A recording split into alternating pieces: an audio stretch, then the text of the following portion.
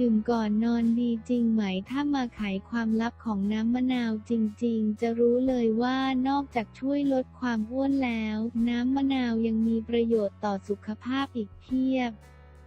ประโยชน์ของน้ำมะนาวกับการดื่มก่อนนอนถ้ายังสงสัยอยู่ว่าการดื่มน้ำมะนาวก่อนนอนจะดีต่อสุขภาพหรือทำให้เสี่ยงต่อผลข้างเคียงอะไรหรือเปล่าวันนี้เราจะพามาไขคำตอบให้รู้ชัดๆไปเลยว่าดื่มน้ำมะนาวก่อนนอนดีหรือไม่เชื่อสิว่าถ้ารู้ครบตามที่เรากำลังจะบอกต่อคงอยากรีบดื่มน้ำมะนาวกันแทบไม่ทันเพราะว่าประโยชน์ของการดื่มน้ำมะนาวก่อนนอนน่ะดีประโยชน์ของน้ำมะนาวที่เคยบอกไว้ว่าถ้าดื่มน้ำมะนาวตอนเช้าจะช่วยลดน้ำหนักและยังพ่วงด้วยสรรพคุณอื่นๆอีกเพียบทำให้เกิดกระแสดื่มน้ำมะนาวก่อนนอนเพื่อลดความอ้วนขึ้นมาด้วยซึ่งจริงๆแล้วการดื่มน้ำมะนาวไม่ว่าจะตอนเช้าหรือก่อนนอนก็ได้ประโยชน์ที่น่าลิ้มลองด้วยกันทั้งคู่ค่ะโดยอธิบายประโยชน์ของการดื่มน้ำมะนาวก่อนนอนให้เข้าใจกันได้ว่ามะนาวมีวิตามินซีสูงมากและยังแอบมีสารต้านอนุมูลอิสระอยู่ในตัวพร้อมทั้งวิตามินบีแร่ธาตุไฟเบอร์แคลเซียมแมกนีเซียมฟอสฟอรัสและโปรตีนอยู่ด้วยที่สำคัญในน้ำมะนาวยังมีส่วนประกอบของกรดซิตริกกรดมาลิกซึ่งเมื่อผ่านกระบวนการย่อยของร่างกายแล้วก็จะแปรสภาพเป็นด่างที่มีประโยชน์ต่อร่างกายช่วยคงสมดุลค่า pH ในร่างกายของเราให้เป็นปกติได้และถ้าดื่มน้ำมะนาวก่อนนอนเป็นประจำร่างกายจะแข็งแรงขึ้น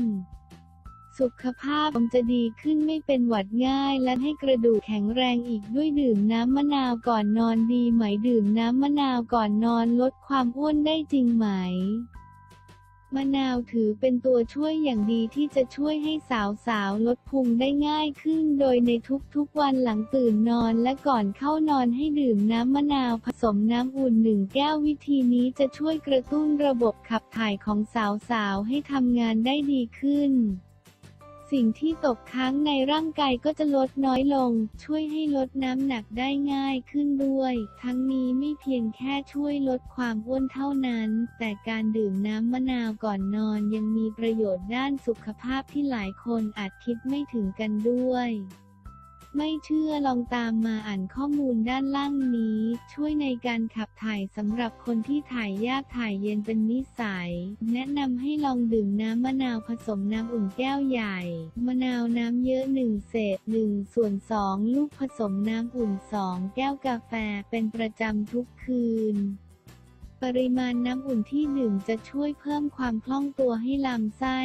ส่วนกรดและไฟเบอร์ในน้ำมะนาวจะทำหน้าที่เคลียร์สิ่งตกค้างในลำไส้เมื่อคุณตื่นขึ้นมาในยามเช้าดื่มน้ำมะนาวก่อนนอนดีไหมแก้เจ็บคอ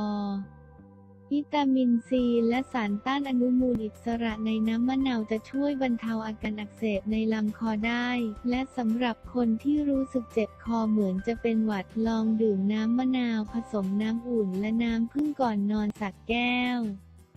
ให้วิตามินซีในมะนาวและสารต้านการอักเสบในน้ำผึ้งช่วยรักษาอาการเจ็บคอระหว่างที่เรานอนหลับกระตุ้นภูมิคุ้มกันวิตามินซีเป็นเครื่องปรุงสำคัญของระบบภูมิคุ้มกันดังนั้นการดื่มน้ำมะนาวที่มีวิตามินซีสูงก็จะช่วยกระตุ้นการทำงานของระบบภูมิคุ้มกันได้เป็นอย่างดีโดยวิตามินซีในรูปสารละลายในน้ำมะนาวจะจับเข้ากับเชื้อโรคในกระแสเลือดและนำออกไปเมื่อถูกขับถ่ายเป็นปัสสาวะอีกทั้งการดื่มน้ำมะนาวก่อนนอนยังเป็นการเติมวิตามินซีในเวลาที่เหมาะสมด้วยเนื่องจากระบบภูมิคุ้มกันจะมีเวลาทำงานได้อย่างเต็มที่เมื่อเรานอนหลับพักผ่อนดังนั้นภูมิคุ้มกันที่กำลังบูสต์ตัวเองตอนเรานอนหลับพอได้รับวิตามินซีจากน้ำมะนาวเข้าไปเสริมก็น่าจะเหมือนได้เติมพลังในการต่อสู้กับเชื้อโรคและไวรัสต่างๆแบบทวีคูณเลยเนื้อดื่มน้ำมะนาวก่อนนอนดีไหมทำให้ผิวพรรณสดใสเปล่งปลั่ง วิตามินซีและสารต้านอนุมูลอิสระต่างๆสามารถช่วยลดริ้วรอยสิวแก้ปัญหาผิวมันทำให้ผิวเปล่งปลั่งมีน้ำมีนวลและช่วยฆ่าแบคทีเรียบางชนิดที่เป็นสาเหตุทำให้เกิดสิวแถมยังช่วยทำให้สุขภาพผิวดีจากภายในสู่ภายนอกเราสามารถนำมะนาวมาใช้กับแผลเป็นโดยตรงเพื่อทำให้แผลเป็นจางลงได้อีกด้วยได้ยินแบบนี้แล้วสาวๆจะไม่ดื่มน้ำมะนาวได้ไงล่ะส่วนเรื่องผลกระทบในการดื่มน้ำมะนาวก่อนนอน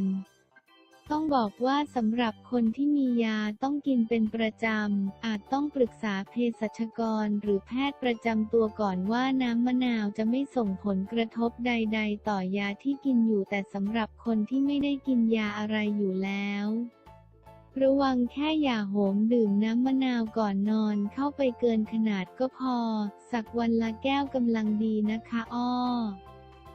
แต่กับคนที่ไม่ชินกับการดื่มน้ำก่อนนอนอาจรำคาญใจที่ต้องลุกมาเข้าห้องน้ำบ่อยๆในช่วงแรกๆบ้างและขอเตือนอีกอย่างว่าไม่ควรทำน้ำมะนาวทิ้งไว้นานๆด้วยทำสดๆดื่มทันทีแบบนี้จะคงคุณค่าของน้ำมะนาวไว้ครบถ้วนที่สุดค่ะทั้งยังช่วยป้องกันความเสี่ยงอาการท้องเสียด้วยจ้า